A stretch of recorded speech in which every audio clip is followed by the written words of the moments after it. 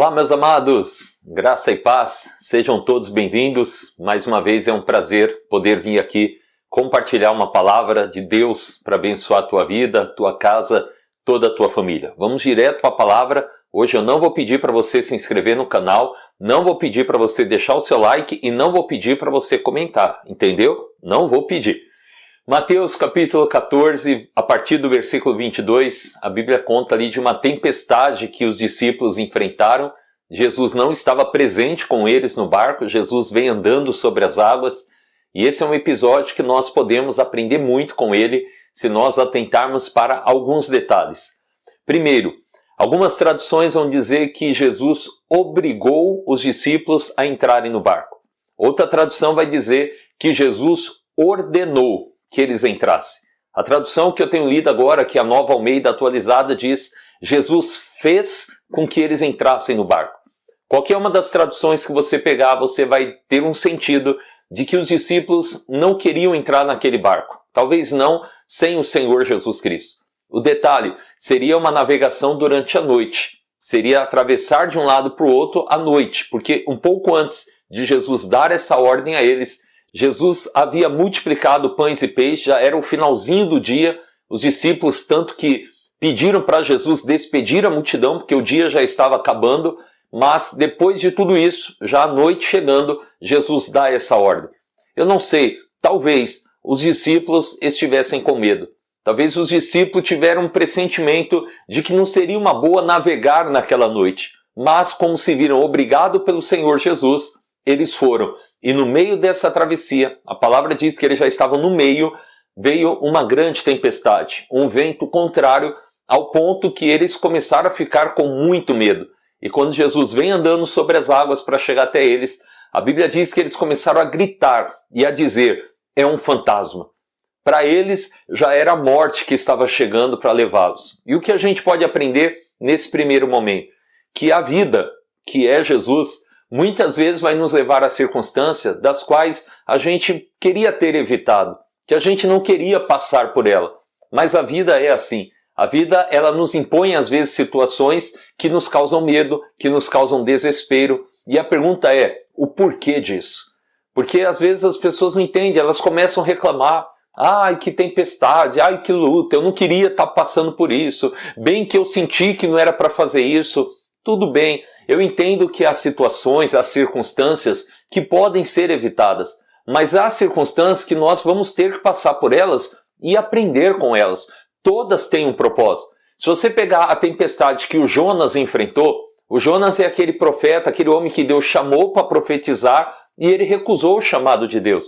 Ele enfrentou uma grande tempestade, depois ele foi lançado ao mar, um grande peixe o engoliu, depois joga ele de volta ali na terra. Tudo isso teve um propósito. Era para Jonas aprender alguma coisa. E é o que eu e você precisamos entender. Nada na vida é por acaso. Até os nossos erros. Até as nossas falhas. Mas hoje eu não quero falar de quem está enfrentando tempestade porque fez algo errado. Eu quero falar de pessoas que mesmo procurando viver o correto, mesmo debaixo de uma ordem de Jesus, estão enfrentando as suas tempestades. E estão desesperadas. Assim como os discípulos estão já enxergando só o pior. Porque essa é a verdade. Quando a gente está com medo, quando a gente está passando uma situação adversa, normalmente a nossa mente começa a produzir os nossos fantasmas. Normalmente a nossa mente começa sempre a pensar no pior. E aí é o momento da gente ter a nossa metanoia, a nossa mudança de mente. Então, primeira coisa que eu te falo para você aprender a lidar com as circunstâncias adversas, para que você aprenda a lidar com as tempestades da vida. Essa que talvez você esteja enfrentando agora, ou alguma que ainda possa se levantar no decorrer da tua vida. Primeira coisa, mantenha a calma. Respire, oxigene o seu cérebro e creia que você tem o domínio sobre essa situação. Se talvez você não tenha um domínio natural, você tem o domínio espiritual. O domínio que vem através da fé. A palavra diz que tudo é possível para aquele que crê. E Deus pode todas as coisas. Se você crê, você vai ver a glória de Deus. Então, primeiro passo, mantenha a calma. Respira fundo, não se desespere, não saia tentando resolver a situação do seu jeito, porque a tendência é piorar. A tendência é que você não consiga enxergar a solução. Aqueles discípulos estavam tão apavorados, estavam com tanto medo, que mesmo Jesus vindo para ajudá-los, eles estão achando que é um fantasma. A solução está ali diante deles e eles estão apavorados por causa do medo. Talvez esteja acontecendo isso com você. A sua solução está mais perto do que você imagina. Está fácil resolver o seu problema, mas você está tão desesperado, tão preocupado, que você não consegue ver a saída. Você está achando que é o fim, você está achando que é a morte, você está pensando na morte, quando na verdade a vida está diante de você. E a primeira coisa que Jesus disse a eles: tenham coragem, calma, sou eu, não tenham medo. Então, segundo passo, depois de se acalmar, respirar fundo, segundo passo, não deixe o medo te dominar. Tenha calma, é o Senhor que está diante de você. O Senhor já preparou uma saída para você. O Senhor já preparou uma situação. E aí quando Jesus fala isso, os discípulos dão uma acalmada e Pedro diz: Senhor, se és tu mesmo, então me manda ir ter com o Senhor por cima das águas. E Jesus falou: vamos, vem embora.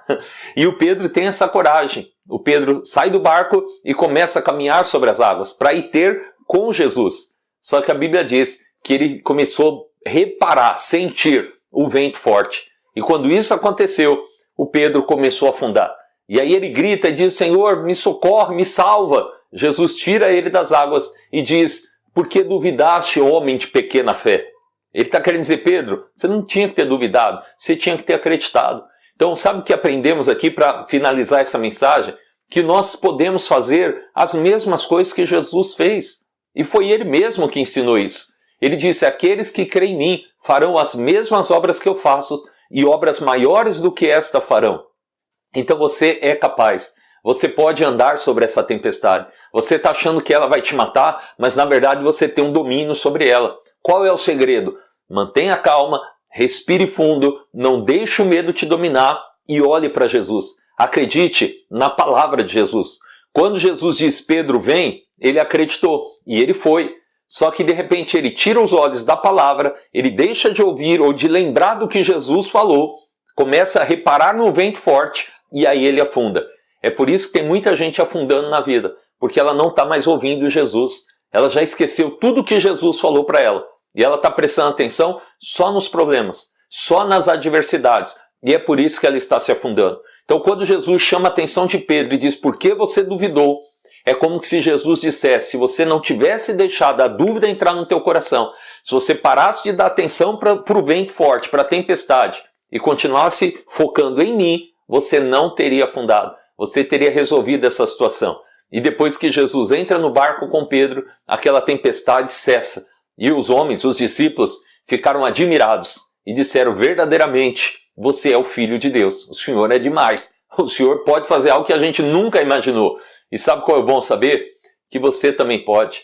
A plenitude de Deus está dentro de você. Se você já reconheceu Jesus como seu Senhor e Salvador, a vida dele está em você. Se você ainda não reconheceu, aproveite a oportunidade agora. Faça uma oração e diga: Jesus, eu te reconheço como meu Senhor, como meu Salvador. Eu reconheço que eu sou um pecador. Eu reconheço que eu não consigo salvar a mim mesmo e eu preciso do Senhor. E aí ele entra na tua vida agora. E a vida dele, a vida de Cristo, passa a fazer parte da sua vida. E você vai começar a dominar sobre todas as coisas. Não se desespere não. Essa tempestade não é para te matar. Talvez você esteja ou está tendo essa impressão, mas não vai te matar.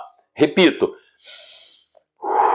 Respira fundo, se acalme, não deixe o medo tomar conta de você. Ouça o que Jesus está falando com você, porque o medo também te impede de ouvir ele.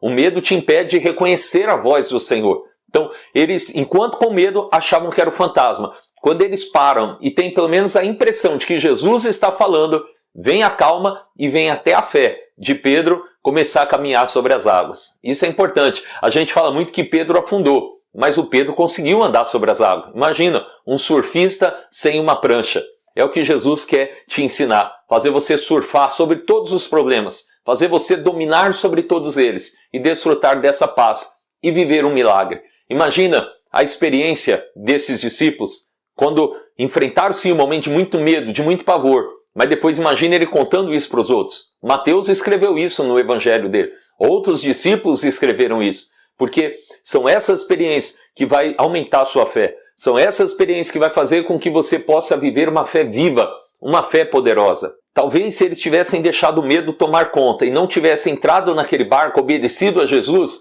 eles não teriam tido essa experiência. Então não reclama das situações adversas, não.